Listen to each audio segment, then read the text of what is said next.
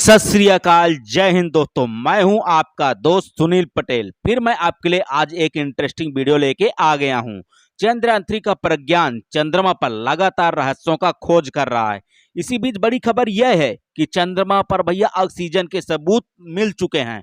इसी के साथ प्रज्ञान ने चंद्रमा पर खनिजों का खजाना भी खोजा है। इसरो ने ट्वीट कर इसकी जानकारी दी है। रोवर दक्षिणी ध्रुव पर लगातार खोज किया है और फिर इसके बाद इसको स्लीप मोड में डाल दिया गया है। अगर चंद्रमा पर ऑक्सीजन खोज लिया भारत ने, तो भारत ऑक्सीजन खोजने वाला भारत पहला देश बन गया है। जो हमारे लिए सबसे ज्यादा जरूरी है, इंसानों के लिए सबसे ज्यादा जीने के लिए जरूरी है, वो है ऑक्सीजन, जो चंद्रमा पर भारत ने खोज करके इतिहास रच दिया है। इसरो ने यह भी कहा कि उपकरण ने उम्मीद के मुताबिक एल्युमिनियम, कैल्शियम, लौह, क्रोमियम, टाइटेनियम, मैग्नीज, सिलिकॉन और ऑक्सीजन का भी पता लगा लिया है और इन सारे खजानों को खोजने वाला भारत पहला देश बन गया है। अभी तक किसी ने भी इसकी खोज नहीं की है। LIBS उपकरण ने चंद्रमा के दक्षिणी ध्रुव के पास सतह में गंधक होने की भी पुष्टि की है। अभी तक हाइड्रोजन की तलाश जारी है भैया। अगर चंद्रमा पर हाइड्रोजन की खोज हो गई तो बहुत बड़ी उपलब्धि होगी भारत के लिए, जो मानव जीवन के लिए सबसे ज्यादा जरूरी है ऑक्सीजन। भारत ने उसकी खोज कर ली है। अभी हाइड्रोजन की भी खोज जारी है। अगर चंद्रमा पर बर्फ है तो समझो हाइड्रोजन भी है।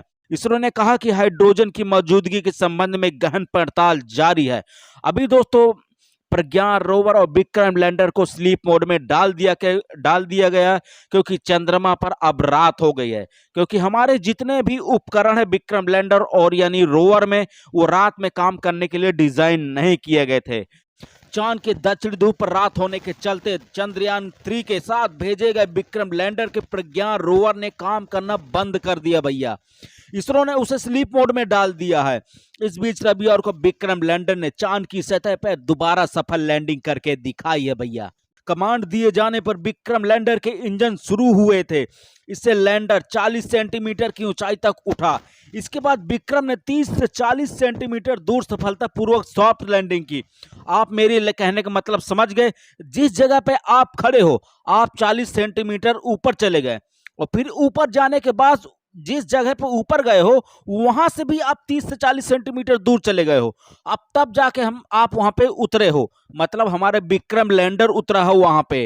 विक्रम लैंडर के इंजन के दोबारा शुरू होने और लैंडर से हवा में उठने की क्षमता में सैंपल धरती पर लाने और चांद को इंसान पर भेजने वापस लाने में काम आएगी। इसरो ने बताया कि विक्रम के सभी सिस्टम ठीक तरह से काम कर रहे हैं। बता दें कि विक्रम लैंडर के चांद की सतह से उड़ान भरने की क्षमता का मतलब है कि इसरो चांद पर ऐसे मिशन भेजने में सक्षम है जिसमें कोई यान चांद पर जाएगा और वापस धरती पर लौट आएगा। इस क्षमता का मतलब यह है कि इसरो चांद पर इंसान को भी भेज सकता है।